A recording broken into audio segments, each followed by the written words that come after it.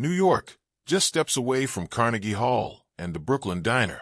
An unassuming art supply store with newspaper-covered windows hides a surprising theatrical experience inside.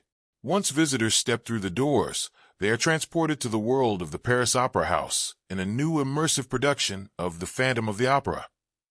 The show, titled Masquerade, opened off-Broadway last fall and offers a bold reimagining of Andrew Lloyd Webber's famous musical. Unlike traditional stage productions, this version unfolds across multiple spaces, with 6 different casts performing simultaneously each night. Audience members are guided through various settings, from the Phantom's underground lair to rooftop scenes overlooking Manhattan, creating a fully immersive theatrical journey. Despite the innovative format, the story follows the familiar plot of The Phantom of the Opera, focusing on the tragic relationship between the mysterious opera ghost and the young soprano Christine Day, whom he obsessively loves.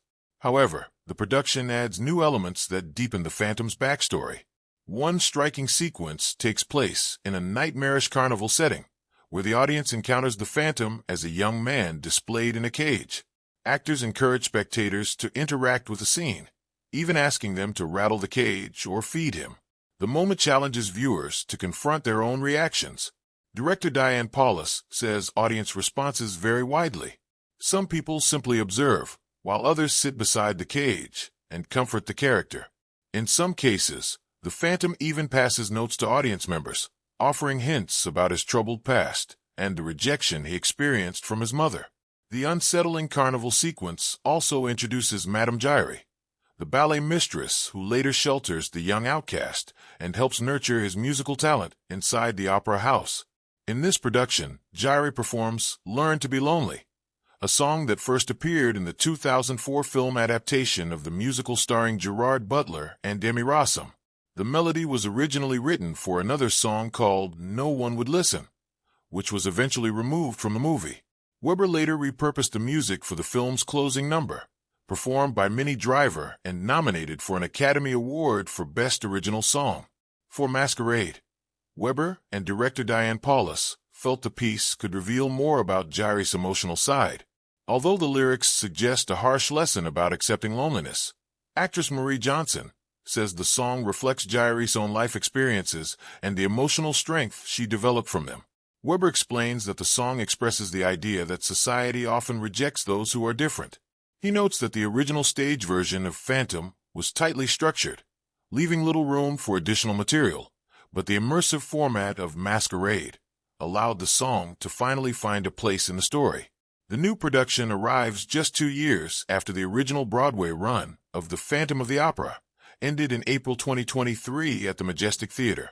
Although ticket sales slowed after the COVID-19 pandemic, the musical sold out many performances in its final months. Over its 35-year run, it became the longest-running show in Broadway history, with nearly 14,000 performances. Webber has been outspoken about the decision to close the Broadway production, calling it unnecessary.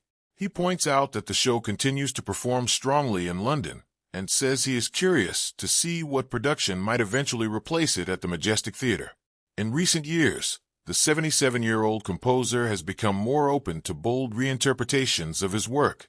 Last summer, singer Cynthia Erivo portrayed the Messiah in a concert version of Jesus Christ Superstar at the Hollywood Bowl, while Nicole Scherzinger won a Tony Award for her role in a minimalist revival of Sunset Boulevard. Meanwhile, a new ballroom-inspired version of Cats, titled Cats, the Jellicle Ball, is scheduled to open on Broadway this spring. Webber says he enjoys seeing new directors bring fresh ideas to his musicals, as long as the original music remains intact. He believes strong works can evolve through different interpretations over time. One upcoming project that has generated excitement among theater fans is Jamie Lloyd's modern revival of Evita in London. The production recently received 5 Olivier Award nominations, including Best Musical Revival and Best Actress for Rachel Zegler. During the West End run, Zegler famously performed Don't Cry for Me, Argentina each night from an outside balcony.